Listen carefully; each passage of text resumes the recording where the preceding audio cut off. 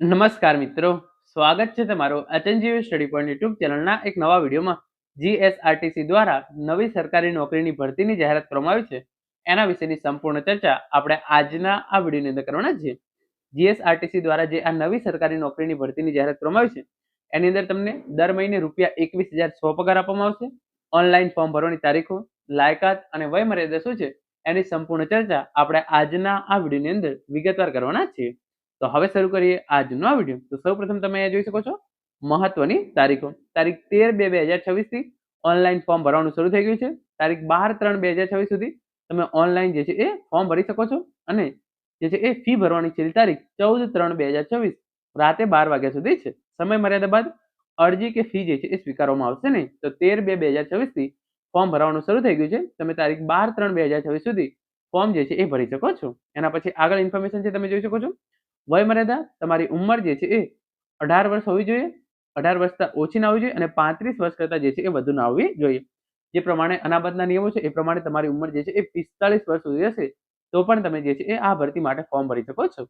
તારીખ 12/3/2026 ની સ્થિતિએ તમારી ઉંમરની ગણતરી કરવામાં આવશે અને તમારો જન્મ 12/3/1991 થી 12/3/2008 વચ્ચે થયેલો હોય તો તમે જે છે એ આ ભરતી માટે ફોર્મ ભરી શકો છો. એના પછીની આગળની ઇન્ફોર્મેશન તમે અહીંયા જોઈ શકો છો.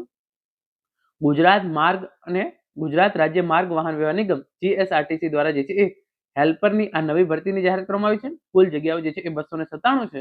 એની અંદર તમને દર મહિને ₹21,100 જે છે એ પગાર આપવામાં આવનાર છે. પછી ભરતી અંગેની મુખ્ય રૂપરેખા તમે સમજી લો. પદનું નામ છે હેલ્પર, વર્ગ 4 ની આ ભરતી છે. કુલ 297 જગ્યાઓ માટે ભરતી થવા જઈ રહી છે. નોકરીનો પ્રકાર પહેલા 5 વર્ષ માટે તમને કરાર ઉપર રાખવામાં આવશે. ત્યારબાદ તમને જે છે એ જો તમારું કામકાજ સારું હશે તો તમને કાયમી સરકારી નોકરી જે છે એ મળી જશે. પહેલા 5 વર્ષ માટે ₹21,100 તમને જે છે એ ફિક્સ પગાર આપવામાં આવશે. પછી આગળ ઇન્ફોર્મેશન તમે જોઈ શકો છો. તમે જે છે એ આઈટીઆઈ કરેલું હોય તો તમે જે છે એ આના માટે ફોર્મ ભરી શકો છો. મોટર મિકેનિક વ્હીકલ આમાંથી કોઈ પણ માંથી તમે જે છે એ આઈટીઆઈ કરેલું હોય તો તમે આ ભરતી માટે જે છે એ ફોર્મ ભરી શકો છો. એના પછી આગળની ઇન્ફોર્મેશન તમે જોઈ શકો છો. તમે આઈટીઆઈ પ્લસ એપ્રેન્ટિસશિપ કરેલી હોય તો તમને મેરિટની અંદર એડવાન્ટેજ મળશે. જો ઉમેદવારે લઘુત્તમ લાયકાતના ટ્રેન્ડમાં એપ્રેન્ટિસશિપ પૂર્ણ કરી હોય તો તેને મેરિટમાં વધારાનો લાભ મળશે. પાસ કર્યા અંગેનું એનસીવીટી નું પ્રમાણપત્ર હોવું જરૂરી છે. આઈટીઆઈ અને એપ્રેન્ટિસ બંને એક જ ટ્રેડમાં હોવું જોઈએ. દાખલા તરીકે ઇલેક્ટ્રિશિયન આઈટીઆઈ હોય તો એપ્રેન્ટિસશિપ પણ ઇલેક્ટ્રિશિયનમાં જ હોવી જોઈએ. તો તમને જે છે એ વધારાના માર્ક્સ મળવાપાત્ર રહેશે. આગળ તમે જોઈ શકો છો પસંદગી પ્રક્રિયા અને વેટેજ તમારું કઈ રીતે રહેશે. તો તમારી જે શૈક્ષણિક લાયકાત છે એના 70 ગુણ રહેશે. આઈટીઆઈના તમારા જે ગુણ હોય એના જે છે એ 55% વેટેજ. એપ્રેન્ટિસશિપના જે છે એ 15% વેટેજ. તમે જે ઓએમઆર વાળી લેખિત પરીક્ષા આપશો એના 30 માર્ક્સ એટલે કે 30% ની અંદર રૂપાંતર. તો આ પ્રમાણે તમારું જે છે એ 100 માર્ક્સમાંથી મેરિટ બનાવવામાં આવશે. એના પછી આગળ ઇન્ફોર્મેશન આપવામાં આવેલી છે ઓએમઆર લેખિત પરીક્ષાનું માળખું. તો તમારું જે છે એ કુલ 100 ગુણનું જે છે એ આ પેપર લેવામાં આવશે.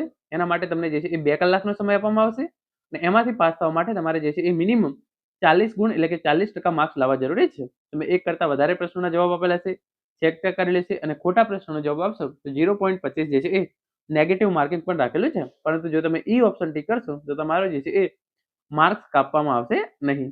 પછી જે અભ્યાસક્રમ છે આ પ્રમાણે છે. જનરલ નોલેજ 30 પ્રશ્નો 30 ગુણ. પછી ગુજરાતી વ્યાકરણ 5 ગુણ અને અંગ્રેજી વ્યાકરણ જે છે એ 5 ગુણનું પૂછવામાં આવશે. તો જે ભાગ 1 સામાન્ય વિભાગ છે એના જે છે એ 40 માર્ક્સ રહેશે. એના પછી જે ભાગ 2 છે એ જે તમારો ટેકનિકલ છે એની અંદર જે છે એ લાયકાતને લગતા વિષય વસ્તુના પ્રશ્નો એના 50 ગુણ રહેશે અને કમ્પ્યુટરની પાયાની જાણકારી 10 ગુણ રહેશે. તો આ પ્રમાણે તમારું જે છે એ 100 માર્ક્સનું પેપર લેવામાં આવશે. પછી આગળ ઇન્ફોર્મેશન તમે જોઈ શકો છો. તમારે કુલ જે છે એ ₹236 જે છે એ ફી ભરવાની રહેશે. ઓજસની વેબસાઇટ પર જઈ તમારે જે છે એ ઓનલાઈન આ ફી જે છે એ ભરવાની રહેશે. ઓનલાઈન અરજી કરવા માટે તમારે ઓજસની વેબસાઇટ પર જવાનું છે. જીએસઆરટીસી વિભાગ પસંદ કરવાનો છે. એમાંથી તમારે જે છે એ હેલ્પરની પોસ્ટ પસંદ કરવાની છે.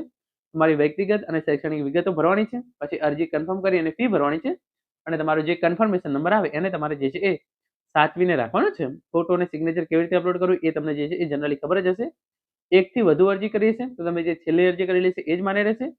અરજી કન્ફર્મ થયા બાદ એની અંદર કોઈ પણ પ્રકારનો સુધારો વધારો નહીં થઈ શકે અને તમારે જે છે એ તમારી સાચી જ ઇન્ફોર્મેશન જે છે એ નાખવાની છે. તો આજે જ ઓજસની વેબસાઇટ પર જઈ આ જીએસઆરટીસીની નવી ભરતી માટે ફોર્મ ભરો.